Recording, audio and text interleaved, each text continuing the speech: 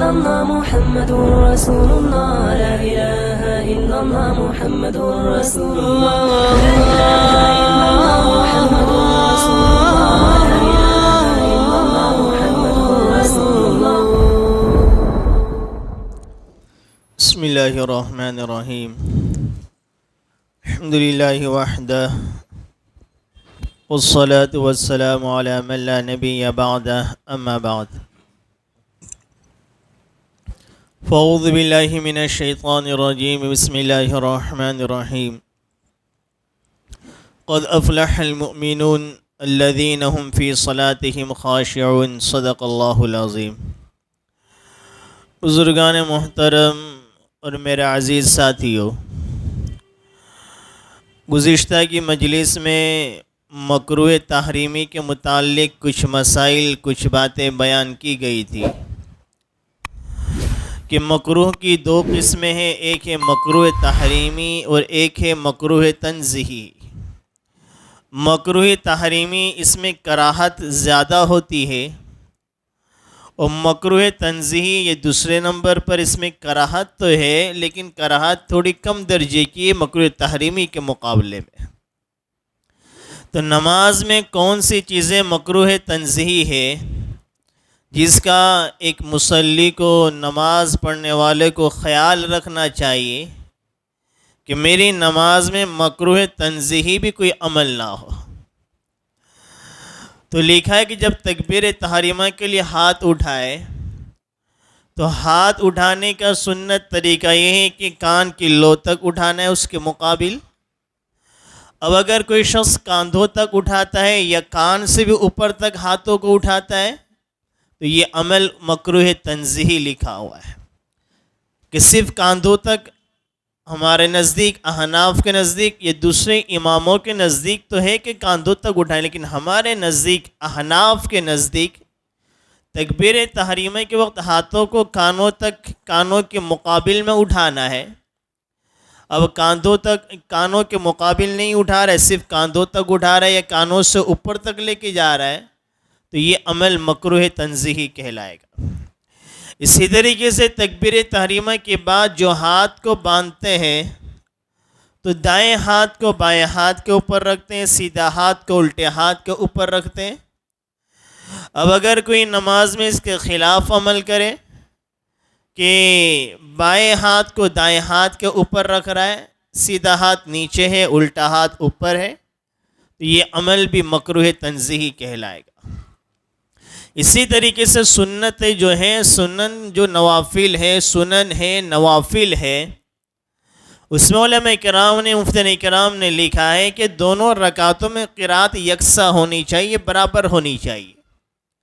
ہاں، فرائض کا مسئلہ الگ ہے، پہلی رکعت میں لمبی ہو، دوسری رکعت میں اس سے مختصر ہو، لیکن جہاں تک سنتوں کی بات ہے، نوافل کی بات ہے، تو پہلی دوسری رکعت برابر ہونی چاہیے. ہاں، دو تین آیتیں، کچھ آیتوں کا فرق ہو جائے تو اس میں کوئی حرج کی بات نہیں، لیکن زیادہ فرق ہو جائے کہ پہلی رکعت زیادہ لمبی ہو گئی، اب سنت پڑھ رہے ہیں یا نفل پڑھ رہے ہیں، تو پہلی رکعت زیادہ لمبی پڑھی، دوسری رکعت مختصر کر رہے ہیں، تو یہ بھی مکروہ تنزیہی لکھا ہے. سنت اور نوافل میں دونوں برابر، کچھ آیتوں کا فرق ہو جائے تو کوئی مسئلہ نہیں.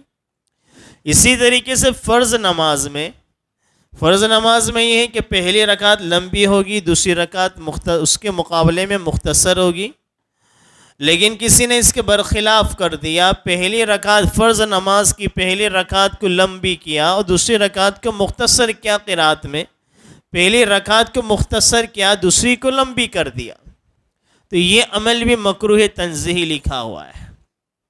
اسی طریقے سے کوئی شخص نماز پڑھ رہا ہے اور کوئی دوسرا شخص آیا، اس نے سلام کیا، تو نماز میں سلام کا جواب تو دے نہیں سکتے. نماز میں نہ زبان سے نہ سلام کا جواب دے سکتے ہیں، نہ کسی چھینکنے والے کے الحمدللہ پر یرحمک اللہ کہہ سکتے ہیں نماز میں. اب اگر کسی نے سلام کا جواب زبان سے دے دیا تو نماز ہی فاسد ہو جائے گی. لیکن اس نے سر سے اشارے سے سلام کا جواب دے دیا، جیسے ہماری عام طور پر بھی عادت ہوتی ہے کہ نماز کے باہر بھی اگر کوئی سلام کرتا تو ہم زبان سے جواب نہیں دیتے، سر ہی ہلا لیتے اور ہم سمجھتے ہیں کہ یہ سلام کا جواب ہو گیا. یہ سلام کا جواب نہیں ہوتا ہے کہ سامنے والا سلام کر رہا ہے تو آپ کو بھی سلام کا جواب دینا چاہیے زبان سے، اور جواب زبانی سے دیا جاتا ہے. تو سر ہلانے سے جواب ادا نہیں ہوتا. کتابوں میں ایسے واقعات محدثین کے لکھے ہوئے کہ جب کسی نے ان کو الحمدللہ چھینک پر الحمدللہ کہا اور یہ اس کا جواب نہیں دے سکے اور وہ چلا گیا، تو انہوں نے باقاعدہ کرائے سے کشتی کری، کشتی میں بیٹھے کرایہ دے کر، اور اس کو اس کی چھینک کا جواب دینے گئے. اللہ کو یہ عمل اتنا پسند آ گیا. اللہ تعالیٰ کہ ان اللہ لا یضیع اجر المحسنین، اللہ تعالیٰ محسنین کے نیک اعمال کرنے والوں کے اجروں کو ضائع نہیں کرتا ہے. انسان چھوٹی چھوٹی نیکی کو چھوٹی سمجھ لیتا ہے، یہ تو چھوٹا سا عمل ہے. کبھی انسان کوئی گناہ کو چھوٹا سمجھ لیتا ہے تو چھوٹا سا ہی تو گناہ ہے، لیکن وہی گناہ انسان کے پکڑ کا ذریعہ بھی کبھی بن جاتا ہے. اور کسی انسان کو کبھی عمل کو انسان چھوٹا سمجھتا ہے، لیکن اتنے اخلاص کے ساتھ کیا ہوا ہوتا ہے کہ اللہ کی بارگاہ میں وہ ایسا مقبول ہو جاتا ہے کہ اسی عمل کی وجہ سے اللہ تعالیٰ اس کے لیے جنت کے فیصلے کر دیتے ہیں. جیسے کہ حضرت شیخ نور اللہ مرقدون اپنے فضائل میں ایک بات لکھی اسی متعلق. انسان اپنی زبان سے ایک جملہ نکالتا ہے اور اس کو بڑا معمولی سمجھتا ہے، بڑا چھوٹا جملہ سمجھتا ہے، اور اس کو پتہ بھی نہیں ہوتا اس ایک جملے کی وجہ سے اس کے لیے جہنم کا فیصلہ ہو جاتا ہے. اس جملے کو بڑا نہیں سمجھتا. اور کبھی انسان اپنی زبان سے ایک جملہ نکالتا ہے صدق دل سے، اخلاص کے ساتھ، للہیت ہوتی ہے اللہ کو، اور وہ اس جملے کو بڑا نہیں سمجھتا، لیکن دل سے نکلا ہوا ہے، اخلاص کے ساتھ نکلا ہوا ہے. وہ تو سمجھتا ہے کہ میں نے چھوٹا سے عمل کیا، لیکن للہیت ہے، اخلاص ہے، دل سے کیا ہوا ہے، اللہ کو اتنا محبوب ہو جاتا ہے، اللہ اسی عمل کی وجہ سے اس جملے کے لیے اس کے لیے جنت کا فیصلہ کر دیتے ہیں. تو انسان یہاں یہ نیکیاں چھوٹی چھوٹی باتیں کہ کسی نے الحمدللہ کہہ دیا تو ہم نے اس کا جواب دینے کو ہم سمجھتے نہیں، کسی نے سلام کیا تو ہم اس کو زبان سے سلام دینے کے جواب کو ہم اس کو سمجھتے نہیں. نیکی علیہ حدیث میں کہ السلام علیکم پہ 10 نیکی، ورحمۃ اللہ پر 20 نیکی، وبرکاتہ پہ 30 نیکی.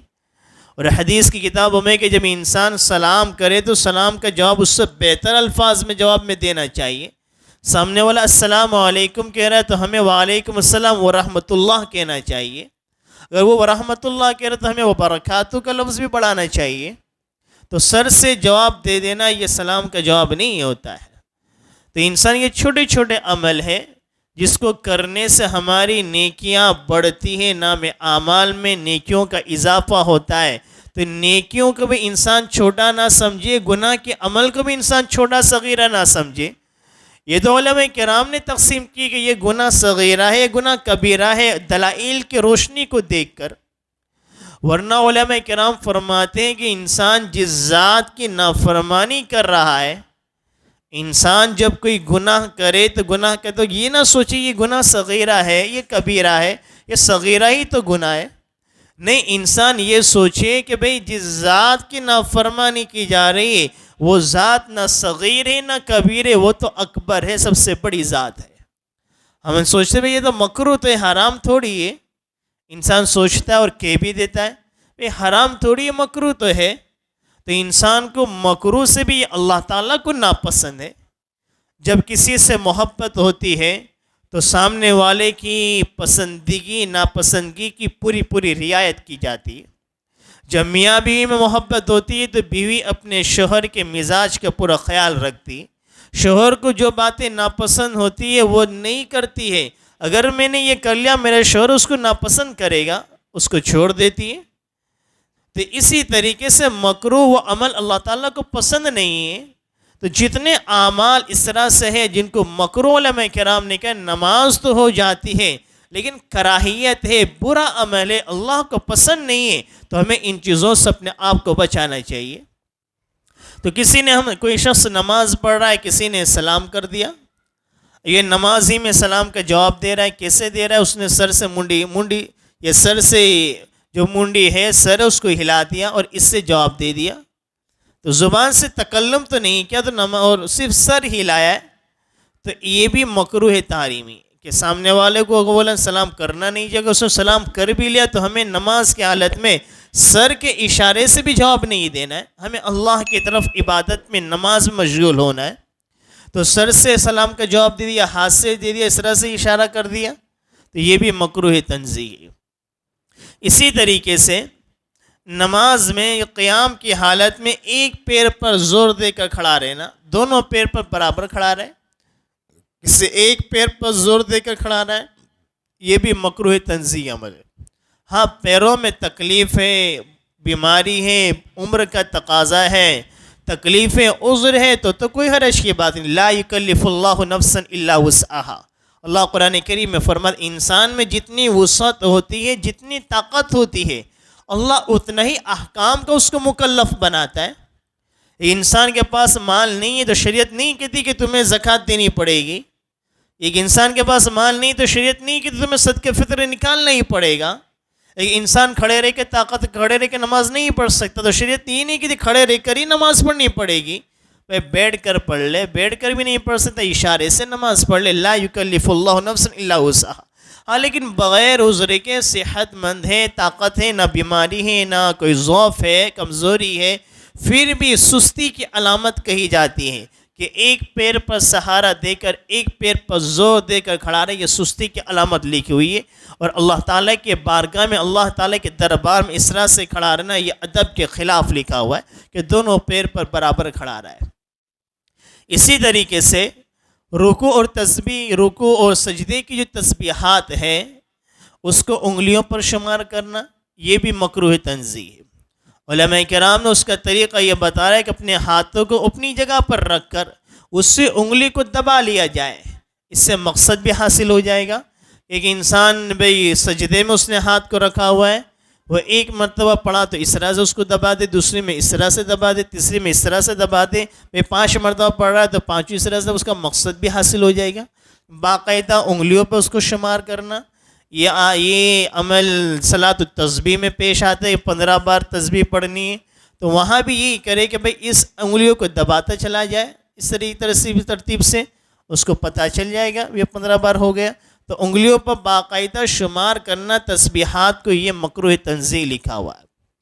اسی طریقے سے نامناسب کپڑوں میں نماز پڑھنا یہ بھی مکروہ تنزیہ لکھا ہوا ہے۔ یہ اللہ تعالیٰ کا دربار ہے، اللہ تعالیٰ کے سامنے کھڑے ہو رہے ہیں تو ہمارا لباس بھی اچھا ہونا چاہیے، ایسا لباس جس کو انسان اچھی مجلس میں پہن کر جانے کو شرم محسوس کرے، ویسے لباس پہن کر مسجد میں آنا اور اس لباس میں نماز پڑھنا یہ مکروہ لکھا ہوا ہے۔ اسی طرح علماء کرام نے، مفتیان کرام نے ایک مسئلہ ٹوپی کا مسئلہ بھی بیان کیا ہے کہ عام طور پر مسجدوں میں جو پلاسٹک کی جو ٹوپیاں رکھی ہوئی ہوتی ہیں، لوگ بڑا ثواب بھی سمجھتے ہیں اس کو رکھنے کو، پلاسٹک کی ٹوپیاں رکھ دے، یا جو ان کی گھر کی اپنی پرانی ٹوپیاں ہو گئی وہ مسجد میں لا کر رکھ دیتے ہیں۔ اب ٹوپی پرانی ہو گئی پھر کیا کریں گے، پھٹ گئی، کیا کریں گے، تھوڑی سی پھٹ گئی، مسجد میں لا کے رکھ دیا۔ مری ہوئی مرغی اللہ کے نام، یہ ہمارا حال ہے۔ ایک انسان کے پیسے کہیں سے دبے، کسی کو قرضہ دیا تھا، اب وہاں سے نہیں نکل رہے، بہت سے لوگ یہ پوچھتے ہیں اور سمجھتے بھی بھئی کیسے کو پیسے دیا اب وہاں سے آ ہی نہیں رہے، اس کی حالت بھی اچھی نہیں، اب 50,000 ہے، 1 لاکھ ہے، 2 لاکھ کی رقم ہے، ہم نیت کر لیں زکوٰۃ کی، آنے والے تو ہی نہیں، ہم زکوٰۃ کی نیت کر سکتے ہیں، تو یہ زکوٰۃ کی نیت ادا نہیں ہو سکتی۔ صحابہ کرام کے ان کے معاملہ کیا تھا؟ لن تنالوا البر، قرآن کریم اللہ تعالیٰ کیا فرماتے ہیں؟ لن تنالوا البر حتی تنفقوا مما تحبون، تم نیکی کے درجے کو نہیں پہنچ سکتے یہاں تک کہ تم اللہ کے راستے اپنی محبوب چیزوں کو خرچ کرنے نہ والے نہ بنے، اپنی پسندیدہ چیزوں کو اللہ کے راستے میں خرچ کرو۔ لیکن ہمارا مزاج اچھی چیزیں ہمارے لیے اور خراب چیزیں ہم اللہ تعالیٰ کے راستے میں دینے والے بنتے۔ ایک شخص مجھے کہہ رہا تھا کہ عورتوں میں یہ ماحول ہے، جو شادی کے جو کپڑے لے کر آئی تھی کہ بھئی 50 جوڑی 100 جوڑی چلتا ہے کہ ماحول کہ بھئی شادی پر 50 جوڑی دے رہے ہیں، 100 جوڑی دے رہے ہیں، اب ہر مہینے، ہر 6 مہینے، 1 سال میں پیٹرنیں چینج ہو جاتی ہے۔ اب یہ عورتیں مستورات تو پیٹرنوں پر ہی چلتی ہے، ہماری تو ایک ہی پیٹرن برسوں برس چلتی رہتی ہے، ان کی تو ہر مہینے ہر 6 مہینے میں پیٹرن چینج ہوتی ہے۔ اب جو 5,000 کا جوڑا لیا تھا، شادی کو 1 سال ہو گیا، اس کی پیٹرن چینج ہو گئی، اس کو ایک بار ہی پہنا یا ایک بار نہیں بھی پہنا۔ تو مجھے وہ ایک نوجوان کہہ رہا تھا کہ عورتیں کیا کر رہی ہیں آج کل سنگرام پورے کا، ہمارے ایک نوجوان مجھے کہہ رہا تھا، اب اس کو جو نوکرانی آتی کام کرنے والے، اس کو 1,000 روپے میں گن کر اس کو زکوٰۃ میں دے دیتی کہ 5,000 کا جوڑا ہے ہمارا، 5,000 کا لیلا، اس کو 2,000 1,500 کی قیمت لگا کر وہ زکوٰۃ میں گن لیتی کہ میں اس کو زکوٰۃ میں دے دیتی ہوں، کیونکہ خود تو پہن نہیں سکتی، پیٹرن تو چلی گئی، اب پڑا ہوا ہے، بیچنے جائیں گے تو کوئی خریدے گا بھی نہیں دکان والا، اس کو 1,000 روپے 1,500 2,000 کی نیت کر کے اس کو زکوٰۃ میں گن لیتے ہیں۔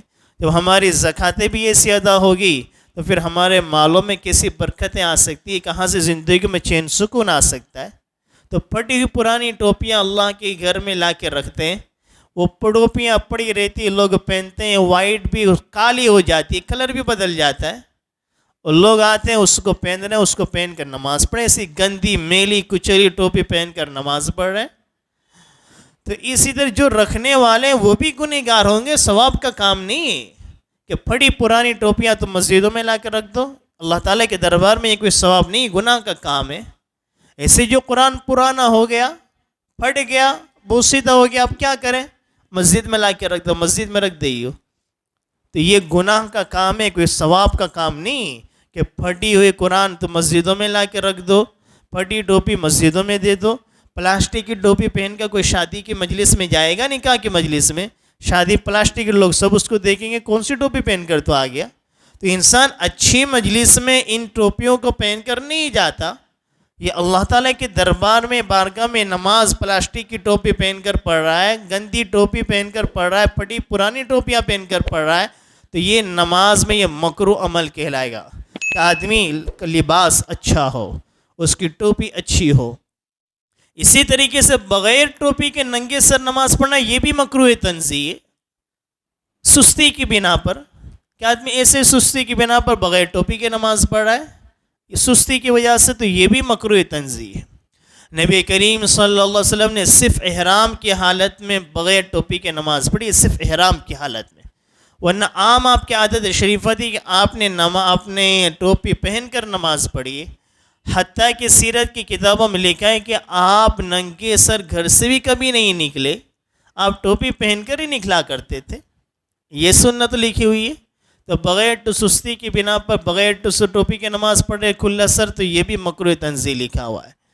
اسی طریقے سے ایک احرام کی حالت میں آپ نے کندھے کو کھول کر نماز پڑھنا، یہ بھی مکروہ تنزیہ ہے، کہ محرم اس کا خیال نہیں رکھتا کہ جب وہ طواف کرتا ہے، عمرہ کرنے والا یا حاجی ہے، جب وہ طواف کرتا ہے تو طواف کے دوران یہ کہ اپنے سیدھا کاندھا اس کے احرام سے کھلا ہوا رہتا ہے، یہ باہر رہتا ہے، سیدھے ہاتھ کی بغل سے احرام کو یہاں بائیں کندھے پر ڈالا جاتا ہے، یہ پورا ہاتھ کھلا رہتا ہے طواف میں محرم کے لیے۔ تو اب محرم نے جب طواف کرا تو اس کو پھر طواف کے بعد جب وہ طواف کی 2 رکعت نماز پڑھنا یہ واجب نماز ہے۔ اب طواف کے بعد جو 2 رکعت یہ نماز پڑھتا ہے تو اس کو اپنے کاندھے کو ڈھانکنا چاہیے، پھر عام طور پر انسان اس کا خیال نہیں رکھتا، جیسے طواف ختم ہوا وہیں حجر مقام ابراہیم کے سامنے 2 رکعت طواف کی نماز، یہ بہت سو کو دیکھا ہے کہ وہ اپنے یہی کاندھا کھلا ہوا ہے اور 2 رکعت نماز طواف کی پڑھ رہے ہیں، یہ بھی مکروہ تنزیہ لکھا ہوا ہے، ادب کے خلاف ہے۔ طواف کے دوران یہ مسئلہ ہے، لیکن طواف کے بعد نماز میں یہ مسئلہ نہیں ہے۔ نماز میں اپنے کاندھے کو ڈھانکا جائے گا چادر سے، اپنے ہاتھ کو یہ پورے کو چادر میں ڈھانک لیا جائے، پھر نماز پڑھی جائے۔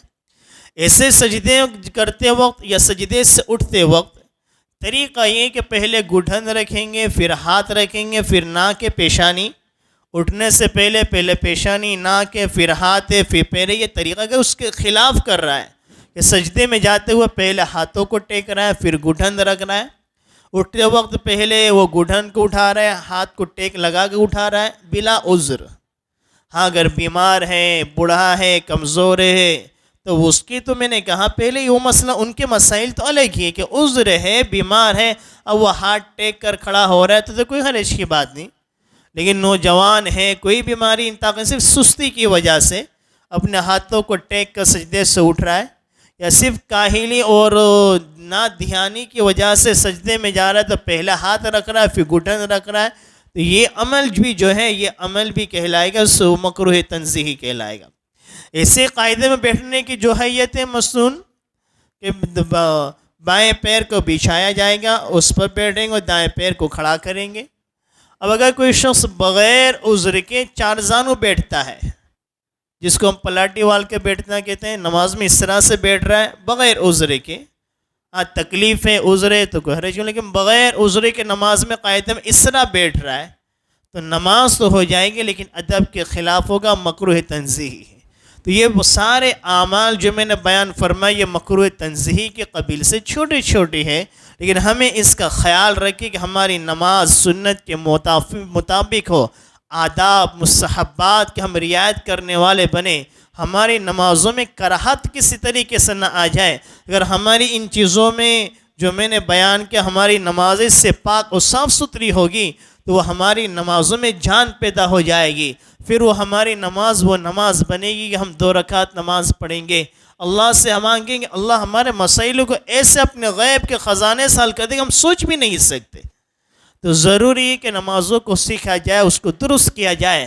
اللہ تعالیٰ جو کچھ کہا گیا ہم سب کو اس پر عمل کرنے کی توفیق عطا فرمائے، آمین۔ وما علینا الا البلاغ۔